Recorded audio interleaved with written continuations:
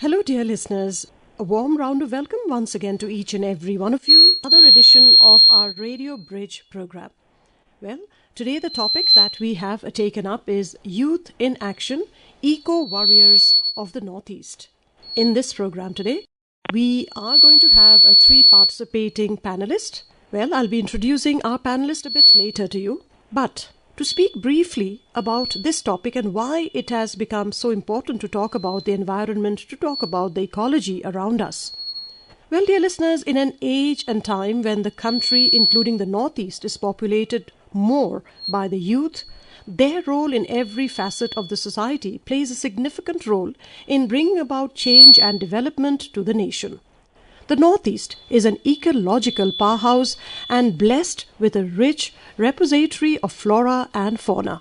However, this pristine and abundance has been facing challenges of destruction which can lead to upsetting the fragile ecosystem. Protection, preservation, and thoughtful planning and development is therefore crucial to raise awareness in order to balance our needs vis-à-vis the environment. There are fortunately communities, NGOs along with governmental efforts who play a role in the preservation of the ecology around us. Among them are the steadfast eco-warriors, who are individuals who dedicate themselves to protecting the environment and promoting sustainability in the Northeast as well. From 𝐷𝐴𝐴 of Assam, also known as the Forest Man of India, to local activists and communities of Meghalaya, the tribes of Arunachal Pradesh, and many others have been playing a key role in furthering age-old traditional practices suitable to the preservation and protecting our environment. Thus, eco-warriors come from all walks of the region. They are driven by a passion to preserve the land for future generation. Today, we discuss Youth in Action, Eco-Warriors of the Northeast. What really makes the eco-warriors, what drives their passion, and what more needs to be done to support their cause and their activities. Well, joining us in this program today are our three panelists. May I heartily welcome each one of them. Joining us right now from Guwahati in Assam is Mr. Jayanta Kumar Sharma. He is an independent researcher of cultural ecology. We are also being joined from Itanagar, Mr. Gandhi Darang, who is a journalist and an environmentalist. And sitting with me in the studios of the Northeastern Service is a young eco-warrior, Bankit Lang Nongbri. Bankit Lang Nongbri has an eco startup of his own. It's called Ecology, and he basically uses waste materials and turns them into usable and very beautiful household items besides other projects that he's handling as well. So a warm round of welcome to each one of you to this Radio Bridge program on the topic that we have taken up, Youth in Action, Eco-Warriors of the Northeast. Yes, Mr. Jayanta, a very warm welcome to you too. Thank you. Most welcome. And I would like to begin with you, Mr. Jayanta Kumar Sharma, in Assam. The great role that Mr. Payeng has been dedicating himself along with his daughter for years, the forest that he has grown literally for a very long time. Such kind of actions that some people are so dedicatingly doing. And I bring this up because today we are talking about ecology, we are talking about environment. As you share that we have a rich biodiversity. At the same time, our biodiversity basically nurture a huge cultural diversity. In Northeast, every indigenous community, they are connected to nature. They live with nature. There is a principles of coexistence which is culturally embedded to cultural system of every communities of Northeast. Right, but sir. what happened? We follow a path of development which is not matching with our environment and cultural systems. Absolutely. We'll come back to you in a little while from now. May I just bring in Mr. Bankit Lang Nongbri. Hi there, Bankit. Hi, ma'am. A warm welcome to you to this program as well. Thank you so much for having me as well. Yeah, and it is so heartening to know that a youngster like you, a very young person like you, I stress on it because we are talking about the role of the youth here and you being one of them. What took you really to become so deeply entrenched and so deeply into the ecological cause of the state? So I come from a village called 𝐿𝐵𝐚𝐧𝐿. So when I was a kid, I used to go to these. There's a lot of rivers and small waterfalls out there in my village. So I used to go there every now and then when I was a kid. But then I started studying and all. And when I went back to those places after so many years, I saw that all of it was gone. The rivers, trees the trees around there were all fallen down. And there's a lot of waste, especially plastic waste. There were a lot of waste going into the rivers and also to lake streams. So, and then it was COVID times. So, and then during COVID, the consumption was so high and we were generating a lot of waste and there was nobody to pick the waste. And the waste was lying around, not just here, all over the world. So that's when I thought, okay, so we should do something about this, right? So I started doing my research. I had this fascination with waste ever since when I was in college. When I was in college, I had this idea of turning waste into energy, but back then I didn't have any support whatsoever. So I just died off. But then I started working and all, and then COVID came. I had time, me and my co-founder, 𝐶𝐚𝐬. So we both love nature, and then we started thinking on what can we do about this waste, especially plastic waste, because plastic waste is one of the major pollutants. Absolutely. Yeah, so we started thinking what can we do. So we started doing a little bit of research. Then we found out about this community called Precious Plastic. It's a worldwide community. So it started by this guy called Dave Hackins. So this guy creates open source solutions for plastic waste, and then he shares with the rest of the world. And then I got connected to him somehow. But then back then we didn't have the resources to actually recycle plastic waste. So we were very interested in recycling. So what we did was, I had a small sandwich maker which I borrowed from my sister. Okay. So the concept of recycling, mechanical recycling, is very simple. You just melt and mold. Okay. So I took this sandwich maker from my sister, which broke actually. So I got scolded for it as well. So I took that, we cut some plastic, melted it up, and then we made some small blocks. So that's how it started. Yeah, and here we are today. Very innovative indeed that you could take a sandwich maker and and there, because every beginning, every great end has a very small and humble beginning, right? Yes. So wonderful too that you have shared your story. Let us just bring in Mr. Gandhi Darang. Hi there, Mr. Gandhi Darang. You're there with us. Yes, a warm welcome to you too to this program of ours.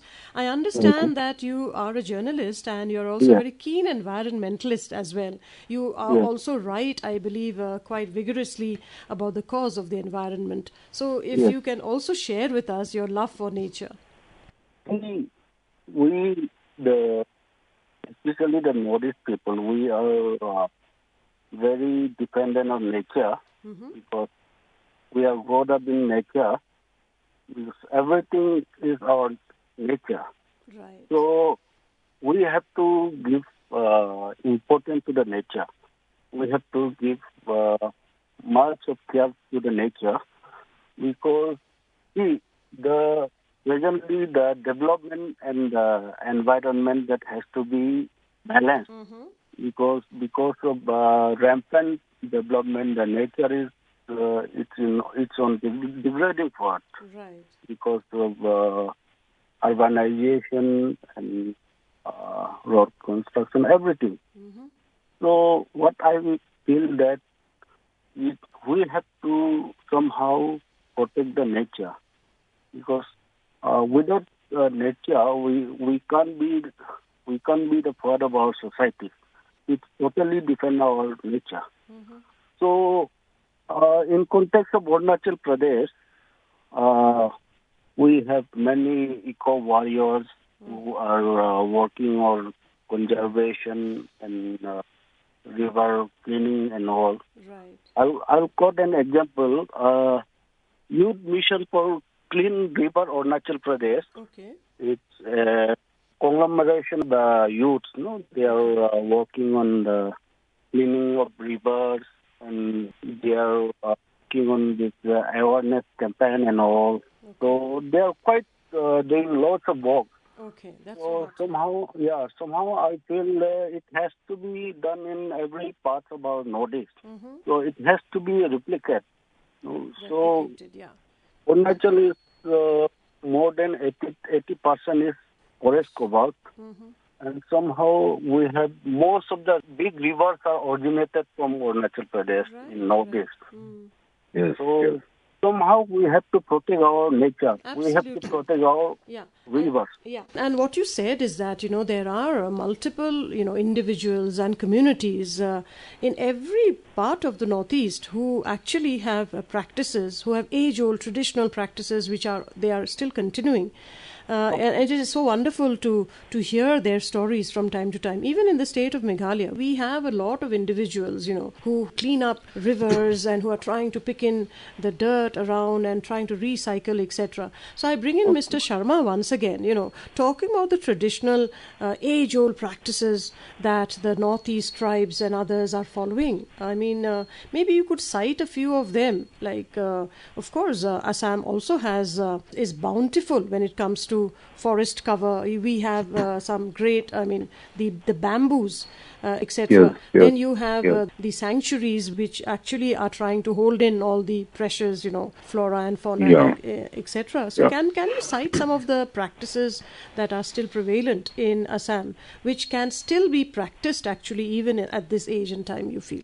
So one important thing I can say from the 𝐾𝐚𝐫 community of Assam. Okay. So there are many places both in the west and east 𝐾𝐽 Angram. So those people who follow their Aranbarim, the traditional faith-based practices, they believe that their deities are there in the rivers, in the forest, in the bamboo groves. So there are very conscious systems of harvesting among these people, particularly 𝐾𝐽. And interestingly, they have a festival called Rongker, which is a post-harvest festival. Okay. Basically, it's a Thanksgiving festival. In every village, it is organized. Now, this year, it will be in the 5th of January will be the Rongker festival. In this festival, basically, they pray to all the rivers, hills and forests they have in the villages. Okay. They believe that because of their blessings, only they can harvest. But so intricately conservations take place. I think Meghalaya is a very good example of sacred groves everywhere, which is very traditional. So many practice, which has been practiced for since age-old times. Yes. I can say the Garo Hills Rumbagri sacred groves, which is also a hub of the 𝐿𝐼. That particular sacred groves basically help in the maintaining the habitat of 𝐿𝐼. Once we have studied in that area, in olden days, when they do that practices of rituals by the Garo community, they put a stone there. We have found there are 130 different stones inside that sacred groves, which indicate it was practiced for 130 years. And it is still continued. Absolutely. People's faith system changes, but the cultural affinity is still there. So the sacred groves exist. Yes, and what Mr. Garang said also a little while back, that, every individual, the communities here are very closely linked to nature, because everything for the people here, comes from nature, right? And, Bankit, you can also give us some of these age-old practices, like Mr. Sharma just mentioned about the sacred grove. I mean, these are The sacred groves are such wonderful practice, and these have been practiced since God knows what time and period, right? Share with us some of the practices that we have in the state of Meghalaya, which actually can be examples that other parts of the Northeast also can follow. Yes, so I would like to add on. So packaging is one industry, very huge industry, which is one of the major pollutants, as we all know, right? But we here in Meghalaya, I think if you go down to Guwahati, if you go to 𝐿𝐵𝐚𝐴, you get betel nut in those in a leaf. Yes, in leaves. So that is one practice which I love actually. And that is one practice which is going on even for nowadays. You see a lot of these foil packaging coming out, and it's creating a lot of waste, especially those black ones that you get. So those are very low value plastic. People they hardly pay 2-3 rupees for that, and it doesn't have much value. So at the end it goes to the landfill. And that is, if it's clean, you can sell it. If it's not clean, then it gets thrown away in the landfill side, and that's creating a lot of waste. So if we could switch, if all of us, if we can, because you have to give alternatives. You can't just say you're banning plastic, you're banning this and that, but you need to give alternatives. And we already have that alternative. We have leaves, which is biodegradable, and it's a very for most of the things you can use leaves, banana leaves, and other leaves that we use. So we can easily use that, and it's an age-old practice which we are still practicing in most of the places. But now it's slowly degrading. Nobody is using it as much as it should be used. Yeah. Yes. Yeah, because that is a fair enough example that you have cited, a very small basic but then yes, the number of plastic, Mr. Gandhi, if I can just bring you in, the way we are using our the plastics, every little work. I mean, we just have to go to any market, even a traditional market. A person who is selling a small produce is also wrapping it up in plastic and giving it away quickly because it is easy. It is it is easier to do it, and it doesn't entail too much of effort. But then these small practices only, if we don't check it, I mean, the government has come time to time again banning plastic use, etc. Then we have these packeted chips, etc. The silver foil, I believe those takes much more time. Those are very difficult to recycle. Very, very, very difficult, and it takes a very long time to get degenerated as well. So tell us, from the state of Arunachal Pradesh, which are some of the heartening practices you feel that are still there and which is still being practiced by the many tribes of Arunachal Pradesh? Yes, the using of plastic is it is in daily use. Most of the people are into plastics nowadays. Right. So I feel it has to be minimal.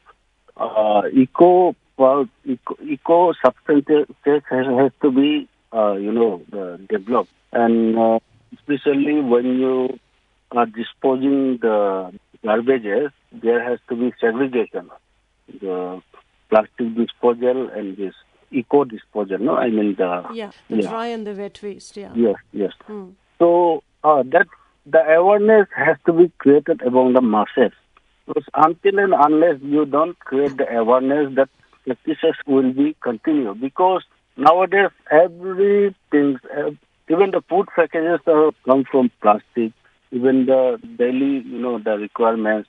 Even when you buy the clothes, come on plastic packets and all. Right. I mean, there is endless use of plastics. Yes, every facet. As soon as you wake up in the morning till the time you go to bed, I think we are using plastic. Yes. Everybody is using plastic. So it has become part of life actually. So it has to be minimized because we have lots of products to replace the plastic. If we go for the eco-food, the containers and all, no? Right. We can use the eco material, no? Eco-friendly material. So we have to come up on that. So that the plastic use has to be minimized. Yeah, because we really cannot do without it completely, but it has to be minimized. I want to share one of the examples. Right. The example is related to ecotourism. There are two youth. One is Mongol Rangfar, another is Sanjit Bey. Okay.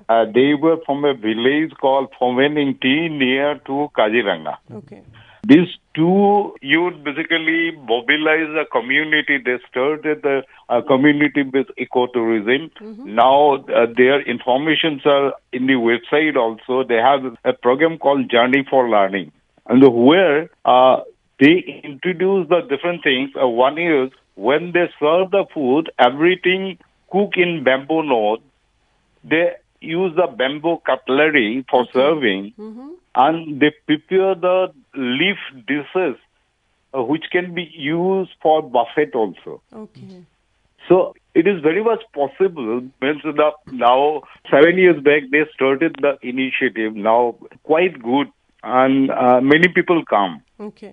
To experience that. Yeah. Because, And there are many chefs come to learn about how they can do this. Okay, that's so wonderful that you've cited their example.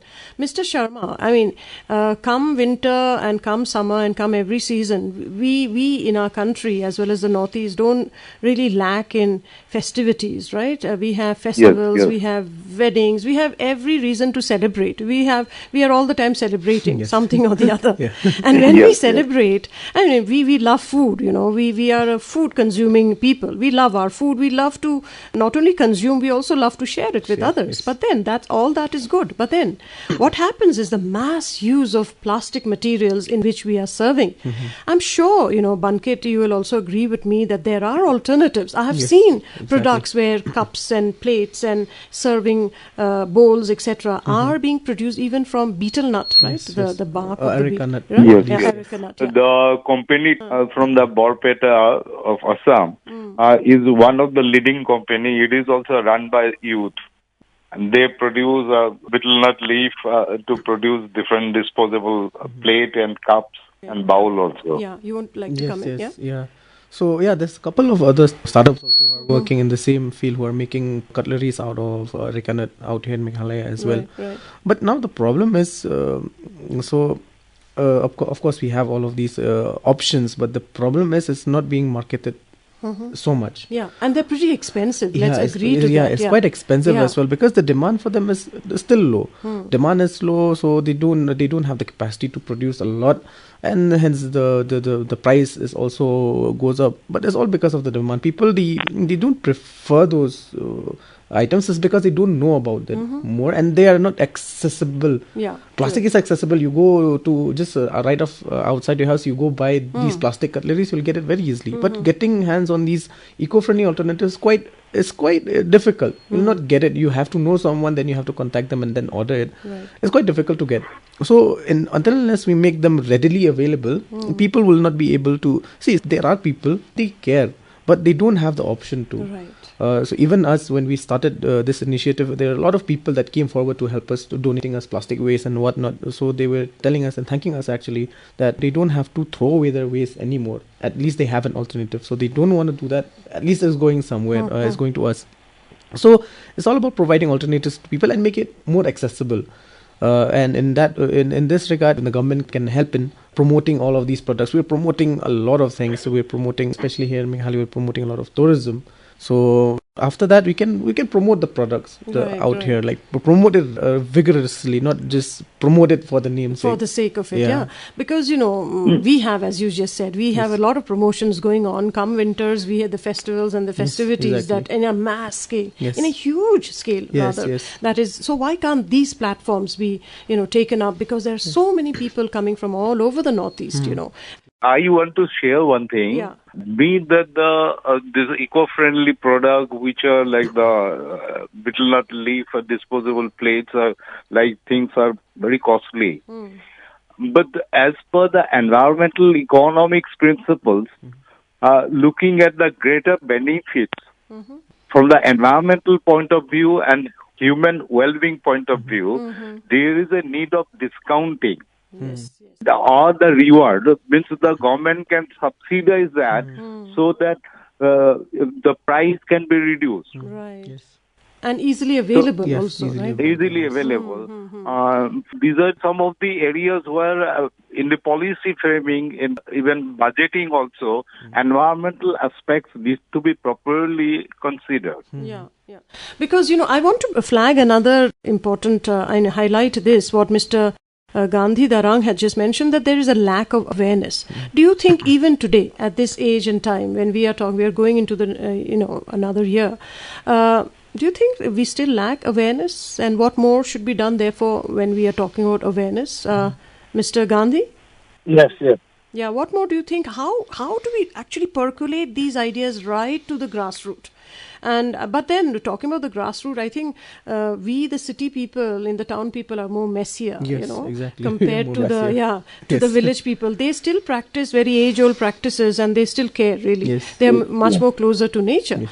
But however, what are the kind of awareness initiatives you think are required at a mass scale, so that, we teach EVS, etc., as a subject to the students in school, but at what level and how do we begin? So that right from young days, little children grow up to be very conscious of their environment, etc. Yes. Thank you. I will be very much agree with Mr. Sharma.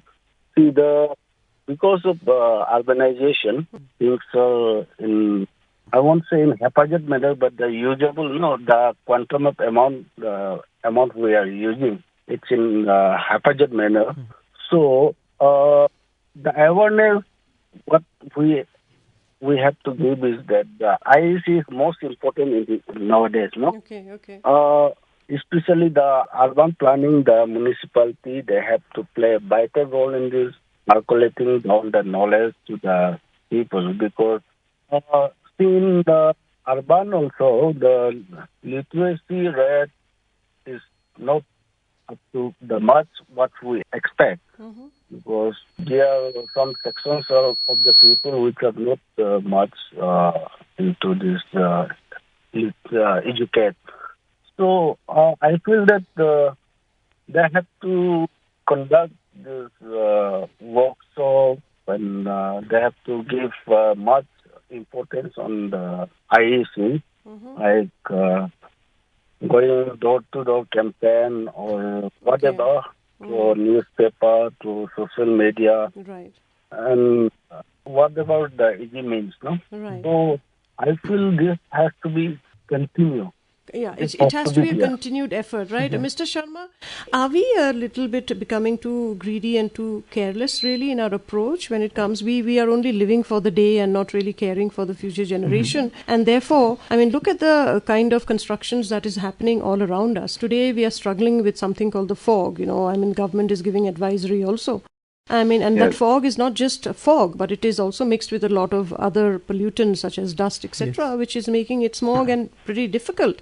And it is becoming quite dangerous also. So do you think we as a society also need to owe up our responsibility towards the environment? Yes, it is very much. There are few small urban townships, like I can share the Haflong town of the Mahasau district capital. Right. Around 7-8 years back, they banned the plastic poly bag. Okay. But now you will find in Haflong everything wrapped with paper in every shop. Okay. So it is a small town, small communities are there. They're interrelated. They understand in a hilltop town, if more garbages are dumped on the slopes, so what will happen to their habitat? Right. To the water bodies that is below.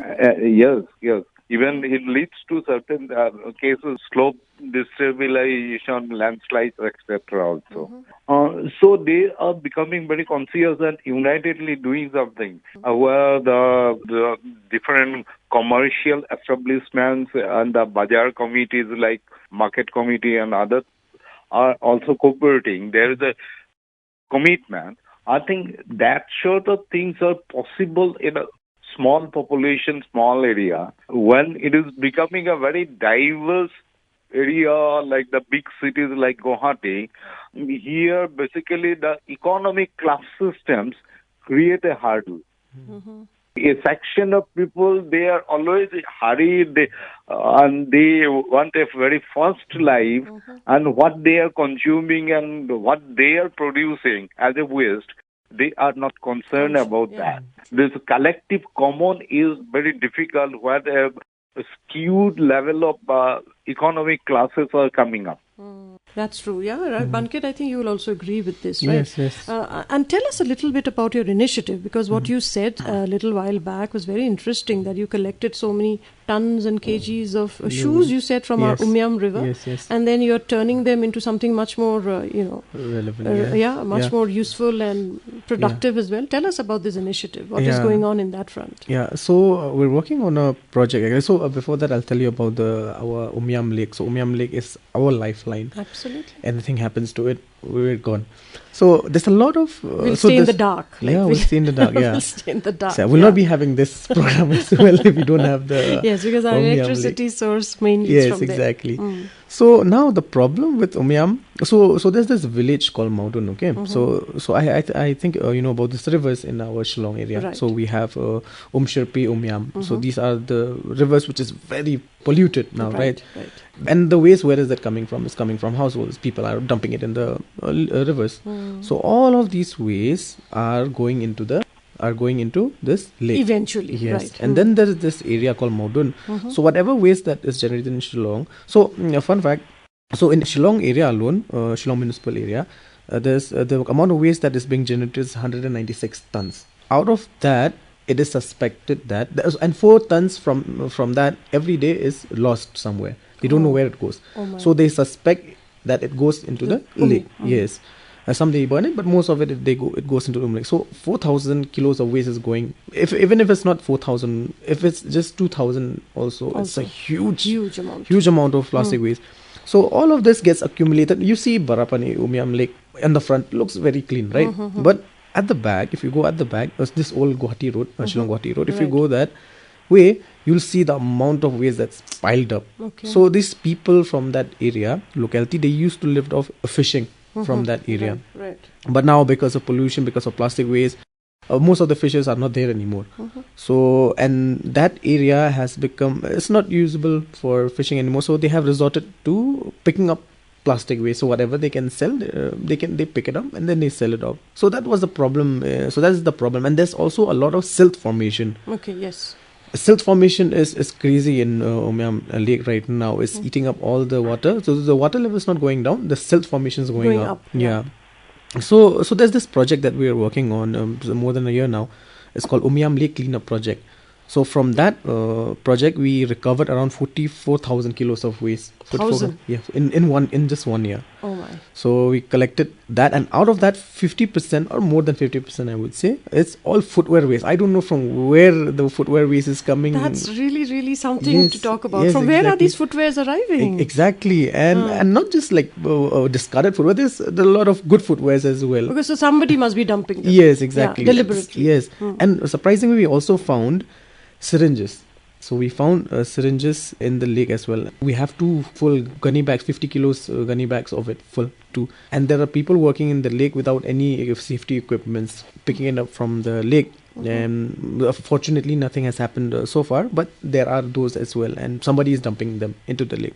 So we have cleaned all of that, and since footwear waste is very difficult to recycle because it has many layers. If it's just pure rubber, then you can make something out of it. But if it's just like something like shoes, you have your fabric, you have rubber, you have many things, and even plastic as well. Yeah. So those are very difficult to recycle. We try to find out someone in the country that can do that. There's just one person in Pune, but sending our waste all the way from here to there is not economical anymore. So what we decided was to make art installation out of it. So there's a lot of art installations outside of our state. So there's this theme park in Delhi as well that recently came up. I think that everything in the theme park is made out of waste. So taking inspiration from that and from other places as well. So I was also in Himachal last time. So there's this organization called Waste Warriors. I was very fortunate to be invited there, and they have these art installations made in major public places. Yes. So that's when we decided, okay, so this organization called Smart Village Movement. So we, with their help, so they are the facilitator for the project. So along with them, we decided on to make the our installation. So we've made one. So we used around more than a ton of footwear waste. And for the fencing, we used the plastic waste that we collected from the lake itself. How wonderful. I mean, these are initiatives that young people like you are doing. And it's so, I mean, I must congratulate you and your entire team. And may you continue to do, it's so important that the youth plays a role because, as I said right in the beginning, they are a significantly high in population right now in our country, not just the Northeast. So I think we all agree to that any initiative has to begin from the grassroots, from the community, not just individuals. Individuals can only do that much. But if everybody comes together and makes it a movement, it can become in a massive scale. So Mr. Darang, if I can bring you in, how important is community participation when we are talking about the ecology and the environment preservation? Yeah. What I will say that most of our, the land, in context of Arunachal Pradesh, the forest, every land mostly are owned by the individuals or community. So it is our duty to protect our environment. It's our duty to protect our river. So we have many community-based organizations. Like in Zero Valley, you will see Apatani Youth Association. They are doing tremendous work. In Siang Valley, you will see Adibane Kabang. And in Itanagar area, in Papumpare, Missy Elite Society, they are doing tremendous work. So we, the community, have to come up and we have to be the guardian of our we have to take responsibility. We have to take responsibility. Right, absolutely. No to agreement on that, really. Yeah. And Mr. Jayanta Kumar, you will also agree that nothing can be successful without community participation. That's true. The vivid example from Assam, now the Manas National Park, which is also a World Heritage Site, during the up to 2023, it was tagged as a Natural Heritage Site in danger. Once in 2023, accords were signed, which is led by the APSU, All Borough Student Union. After that, they take a pain and mobilize the community, and many of the surrenders militants are converted to conservationists. It's a total effort. By 2024, Manas was revived. And still now, apart from the forest staff, there are more than 300 youth volunteers who is working dedicatedly in Manas National Park for conservation. So that is something, actually, when you take the leadership and mobilize the community, it is very much possible. Even in Manas landscape, actually, there are lots of example youth-led movement and conservation. Conservation. So I can cite many names. Absolutely. And here we have in our studio only, Bankit Lang Nongbri, who has been doing a wonderful work. You not only, got excited about the environment, you are playing your role so responsibly, and you're also gathering so many others too. So how important is, you would need support. Nothing is possible alone, right? We all need to support each other. So how important is not just the community's role, but every individual's role? How often do we say a chips packet being thrown out from a car window, while traveling, etc. So therefore, it's everybody's role. Yes. So one thing I would like to urge, or I would like to tell everyone that, nowadays, as you mentioned as well, the youth has a very big role, and it is our future. So whatever we're doing right now, it will affect our future in the coming years. So right now you can see Meghalaya is a clean state, but it is not anymore like before. It's not as clean as it used to be before. Not just Meghalaya, the whole of Northeast. It's a lot of waste coming in, and it's all happening because we're not focusing on all of these things, right? So we're focused on things that don't matter. So and especially as youth, we are not focusing on these issues. Most of us, like I'm into the waste field now. But I got a lot of backlash back then when I started this. I started something, now I'm into waste. Me and my co-founder, we went door to door to collect waste. That is something people, they don't want to do it, right? But somebody has to do it. So, and we can't do it alone. We imagine, I just told you that there's 196 tons of waste generated in the just Shillong area alone. So imagine how much of waste is being generated in the whole of Meghalaya, in the whole of Northeast. And as per my knowledge, we are the only ones in Meghalaya that are doing recycling. So not just scrap, collecting the plastic and selling it, but we are actually making products out of it so that it'll last longer. Yeah, you have made some benches and tables we've made and all furnitures also. as well. Furnitures. So yeah, we focused more on things, on products that will last for a long time, that you'll not throw away right after a couple of uses. So I would like to urge, see, us youth, we are very famous in making, we're very, this thing. We make anything and everything viral these days. It's very easy to make things viral, but stories like Sharmaji said, and also Gandhiji also mentioned, there's a lot of communities that are working across the Northeast, and I know personally some of them. There's one person, Itisha Sara from 𝐶𝐚𝐧𝐿𝐼. She's working in 𝐶𝐚𝐧𝐼. She was mentioned in our Prime Minister's Man Ki Baat as well. She's doing exceptionally good there, but nobody knows about it. So we're not making these things viral. Yeah. So I would urge the youth especially to make being sustainable trendy.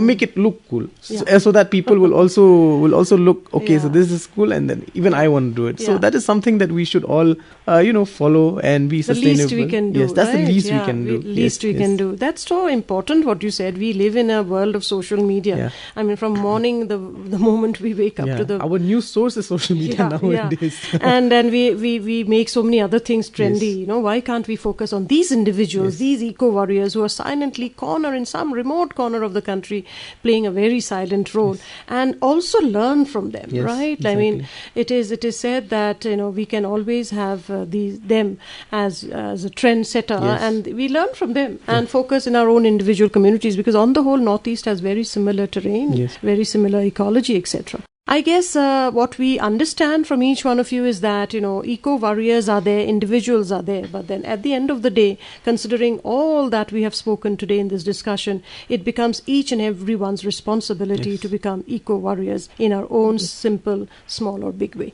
Thank you so much, gentlemen. That's all we could actually discuss today, because we have actually run out of time. I would like to thank Mr. Jayanta Kumar Sharma, all the way from Assam, Guwahati, for joining in this program. I would also like to thank Mr. Gandhi Darang from Itanagar, Arunachal Pradesh, for joining us.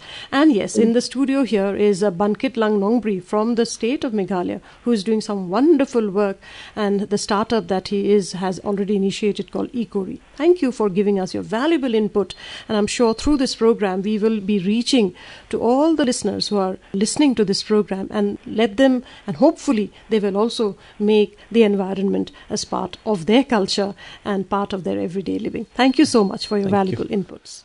Thank you. Thank you. Thank you. So, dear listeners, that's our Radio Bridge program today. I hope you've enjoyed, and not only enjoyed, but heard very, very pertinent points that has been raised today in this program by all of our panelists. Until next time, from all of us here, it's wishing you goodbye.